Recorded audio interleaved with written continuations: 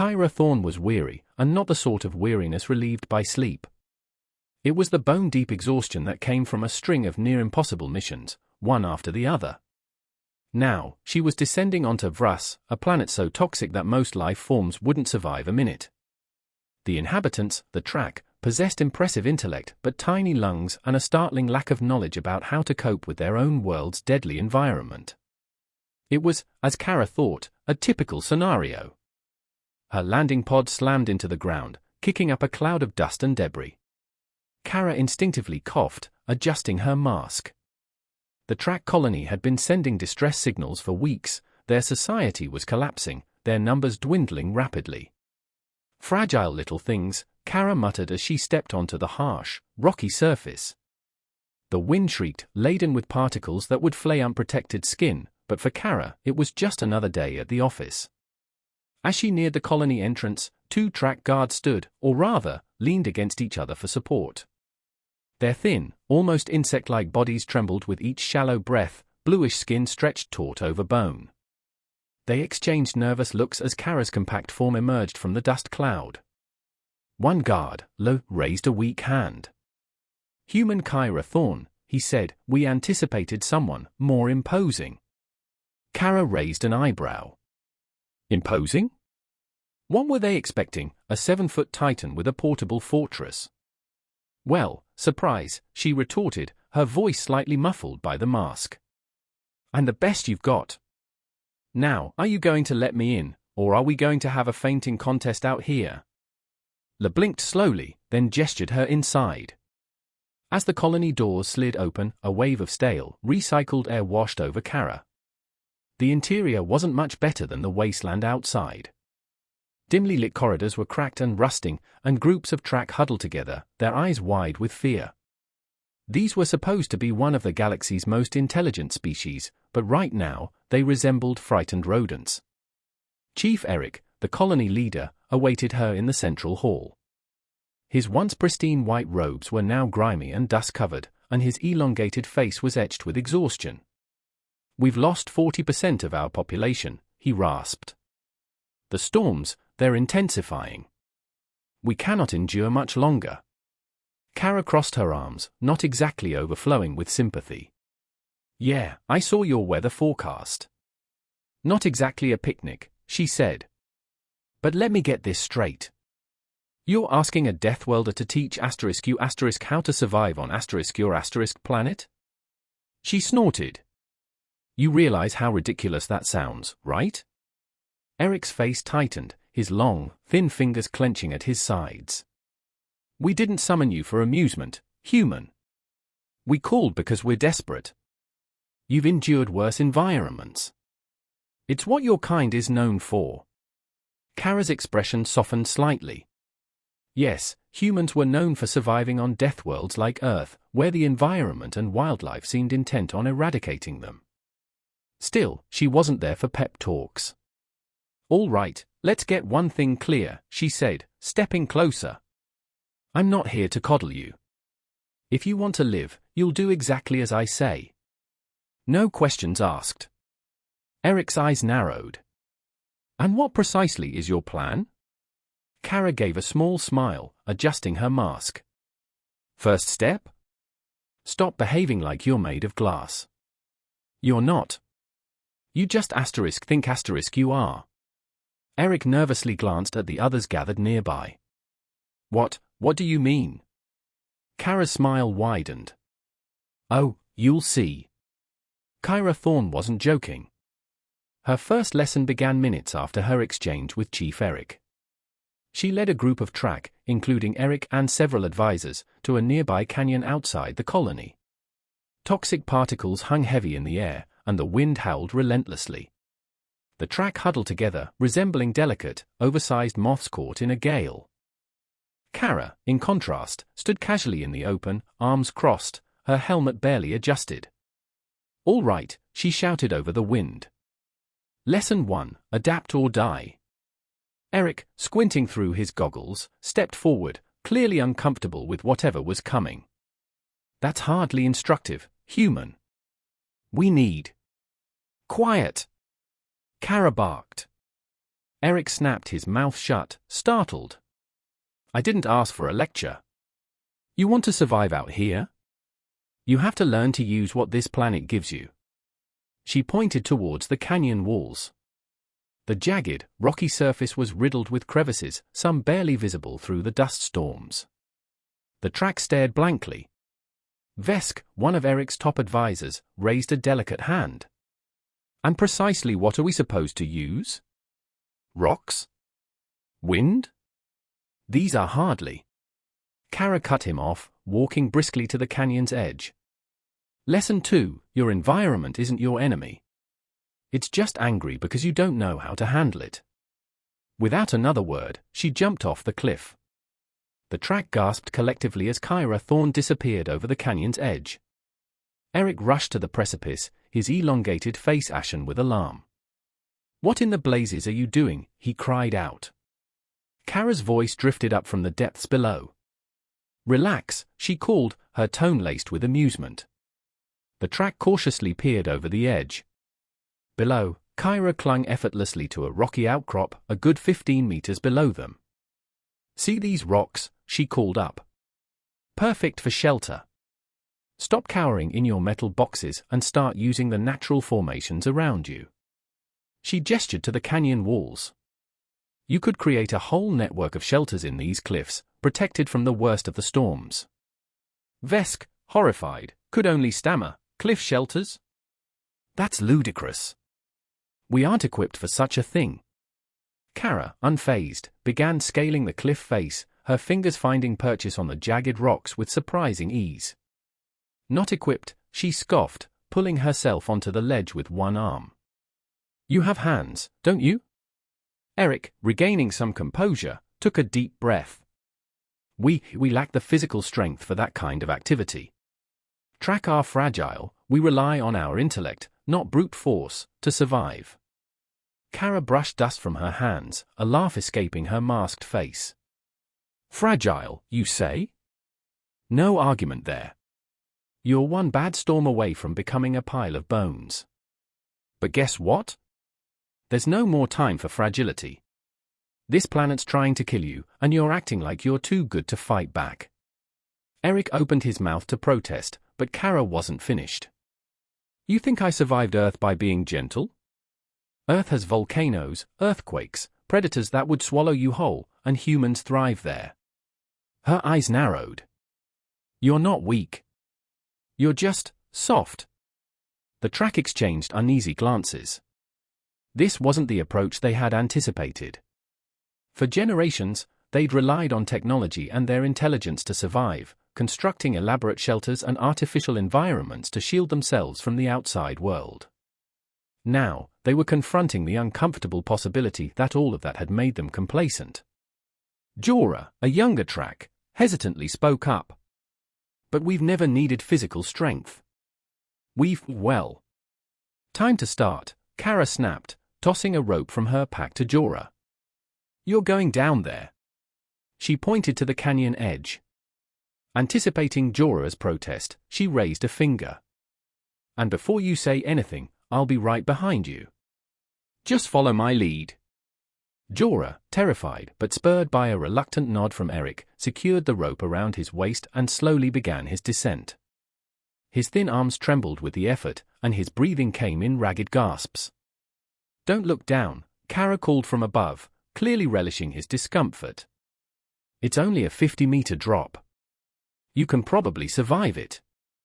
Jorah squeaked in fear, but persevered, eventually reaching the first ledge.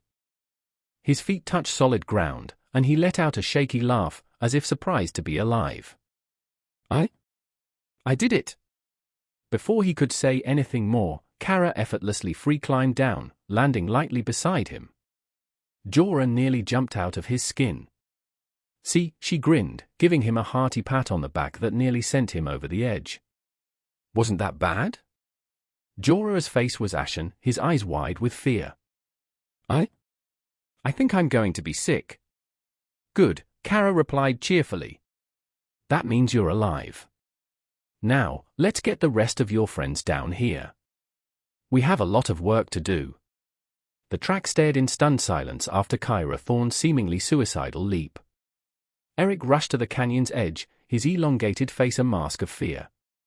"Are you insane?" he yelled down into the chasm. A calm voice floated back up. "Relax, Eric. I'm not made of glass." The track cautiously peered over the edge to see Kyra clinging effortlessly to a rocky outcrop a considerable distance below. "These rocks," she called up, "they're perfect natural shelters. Forget your metal boxes, use what's already here." She gestured to the surrounding cliffs. This entire canyon could be a network of shelters, protected from the worst of the storms. Vesk, still aghast, stammered, "Cliff dwellings? That's preposterous. We're not suited for that sort of life." Kyra, seemingly unfazed, began scaling the cliff face with surprising agility. "Not suited," she scoffed, hauling herself onto the ledge with a single arm. "You have limbs, don't you?" Eric, regaining a measure of composure, countered, We are not physically strong. Track are inherently delicate. We depend on our intelligence, not physical prowess, for our continued existence." Kyra dusted her hands, a laugh escaping from behind her mask. "Delicate, huh? I won't disagree. You're one strong gust away from becoming dust yourselves. But newsflash, delicate isn't an option anymore. This planet wants you dead, and you're acting like you're above getting your hands dirty." Eric began to protest, but Kyra wasn't finished. "You think I got off easy on Earth? Volcanoes, quakes, creatures that would eat you in one bite, and humanity thrives there." Her gaze sharpened. "You're not weak. You're just pampered." The track exchanged nervous looks. This was not the approach they'd envisioned. For generations, they depended on their advanced technologies and ingenuity, creating complex shelters and controlled environments to shield themselves from their harsh world. Now, they were facing the unsettling realization that all of this had made them complacent. Jorah, a younger track, spoke hesitantly, "But we've never required physical strength." "We've." "Time to learn," Kyra cut him off, tossing him a rope from her pack. "You're going down there." She pointed to the canyon ledge. Anticipating a protest, she raised a finger. "And before you start, I'll be right behind you. Just do as I do." Jorah, though terrified, took a reluctant nod from Eric as encouragement. He secured the rope and slowly began his descent, thin arms trembling, breath coming in short gasps. "Don't focus on the drop," Kyra called down, a hint of amusement in her voice. "It's only 50 meters. You'll probably live." Jorah squeaked, but he continued, eventually making it to the ledge. His feet touched solid ground and he gave a shaky laugh, surprised to have made it. I made it." Before he could celebrate, Kyra effortlessly rappelled down beside him, making Jorah jump. "See," she grinned, clapping him on the back hard enough to almost send him over the edge again. "Not so bad, right?" Jorah's face was pale, eyes wide. I think I might vomit." "Good," Kyra replied cheerfully. "Means you're not dead yet. Now let's get your friends down here. We have a lot of work ahead of us." Back at the colony, the track leaders gathered, shaken by Kyra's demonstration. Eric rubbed his temples, muttering about her apparent insanity. Vesk agreed, bewildered by the suggestion of cliff dwellings. "We're researchers, not manual laborious," he sputtered. Eric sighed, looking around the table. "We have no other options. As much as it pains me to acknowledge it, she's correct. Our current methods are failing. To survive, we might have to adopt her tactics." A heavy silence descended, broken only by the hum of the colony's struggling ventilation system. Finally, Thrak, one of the elder advisors, spoke. "Perhaps we've grown too comfortable, too dependent on our technology. This world is changing faster than we can keep up. Maybe it's time we allowed someone like Kyra to guide us." Eric, still uncertain, reluctantly conceded. "Fine. But if this goes south, we'll be burying the rest of our population in those same canyons she's so enamored with." From the cliffside, Kyra observed the tracks slowly descending, one by one. Each looked on the verge of a complete meltdown, but they were doing it. A glimmer of hope, a rare feeling for Kyra, sparked within her. Perhaps they would make it after all. Kyra was awakened by Jorah's screams. She sat up, stretched, and glanced over at the young track clinging precariously to a rope a few feet away. His fingers were gripped tight to the rock, his face a mask of pure terror. The canyon walls loomed above them, casting long shadows over their rudimentary camp. "Jorah," Kyra called out, barely suppressing a smirk, "you're screaming again. Didn't we discuss this?" "I slipped." Jorah gasped, eyes wide with panic. Kyra rolled her eyes, stood, and strolled over to him. "You're tied to the rock. You can't fall." She grabbed the rope, giving it a playful tug, grinning as Jorah yelped again. "See? You're fine. Calm down." "This isn't fine." Jorah wailed, his voice cracking. Kyra crossed her arms, tapping her foot impatiently. "Look, kid, if you keep yelling every time you get a little scared, you'll drive me crazy. Pull yourself together. We have work to do." She reached down, effortlessly hauling him back onto the ledge. Jorah collapsed, panting and clutching the rock as if it were his lifeline. "I don't know how you do this every day. My arms feel like they're going to fall off." Kyra shrugged. "Well, maybe they will. Then you won't have to worry about climbing anymore." Jorah stared at her, horrified, as Kyra chuckled and turned back to the rest of the group. Their task for the day was simple: find food. However, the track had never engaged in anything remotely resembling hunting. Their usual approach was to deploy drones for sample collection or consume prepackaged nutrient gels synthesized in sterile labs.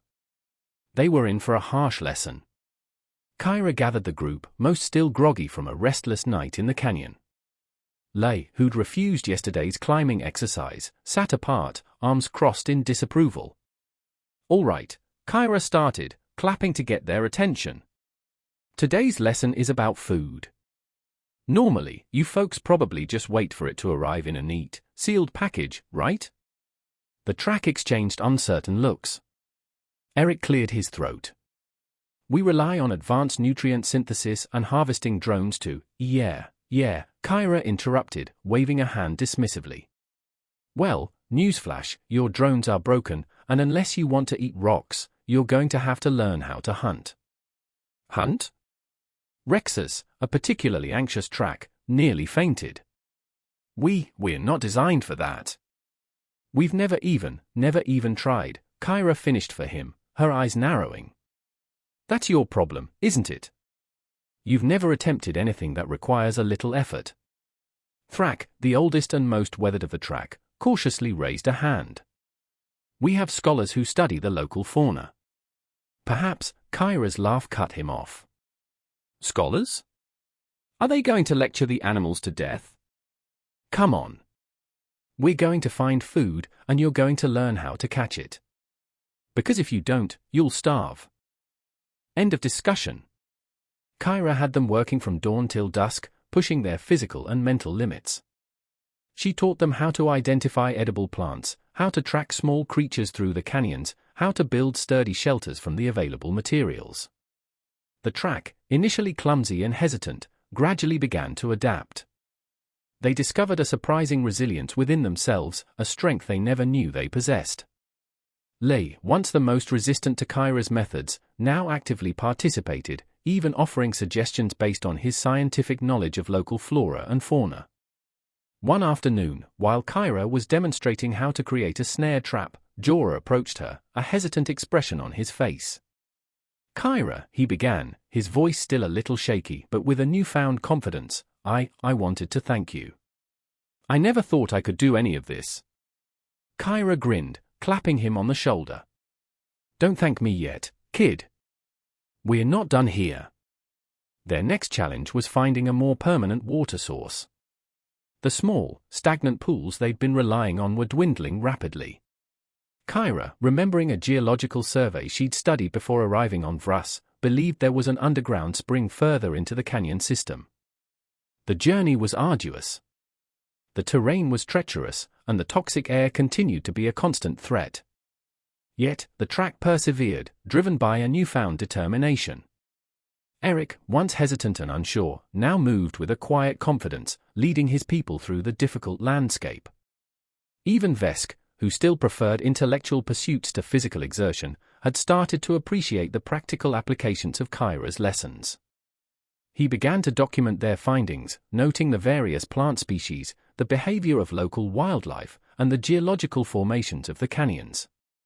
One evening, as they made camp near a particularly deep chasm, a strange rumbling filled the air. Kyra instantly recognized the sound. "Earthquake," she said, her voice low and urgent. "Everyone, take cover." The track, now well versed in Kyra's survival techniques, immediately sought shelter beneath overhanging rock ledges. The ground began to shake violently, rocks tumbling down from the canyon walls. The track huddled together, fear etched on their faces, but this time, there was no panic. They trusted Kyra, they trusted their training, and they trusted each other. When the tremor subsided, they emerged, shaken but unharmed. Kyra surveyed the damage, her eyes grim. "We need to move," she said, pointing to a plateau in the distance. "Higher ground. More stable." The trek to the plateau was exhausting.